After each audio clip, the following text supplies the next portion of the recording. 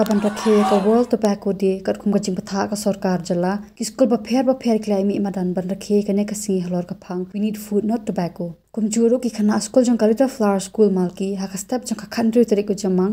kila elum khroi hamadan school ban mi ki kan long kan shot jong ka shnong ban pan sngo pat sngap sa ki paj ba ki babam ba di duma ba duma ulang uwe ne ki jing di pen bu aj u bakta ka me du brio ba hateng ushim ro ya ka jing embryo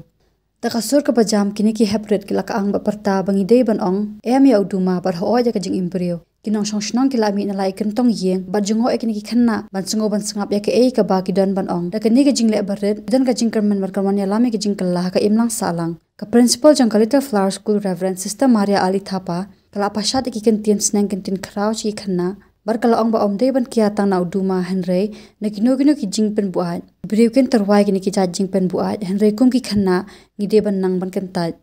as you have shown to others what they should do, first we must practice ourselves. So remember to practice. When somebody gives you tobacco, what you automatically saying yes to life. Not only tobacco, you should not take drugs. Others will be giving you drugs, ganja,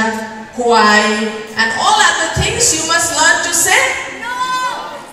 aba kren chikinong hikai kila pan paw ka jing sunga ngui ka sarkar ka bala pa tha ekani ka jing rakhe kum shibanta ban maha me opaj ba shafanga di uduma kum kinong hikai ki don ki jing karman ki khanna ke sungu thoi ka jing sneo jong uduma barkin kiar na u hakane ka jing mi madan la don ran kat kinong hikai ki ba paj ban jungo ki khanna ki sister ba ki khanna school. Nowadays many of the kids children they are very prone to tobacco, different sorts of addictions. Especially now we are much concerned with smoking.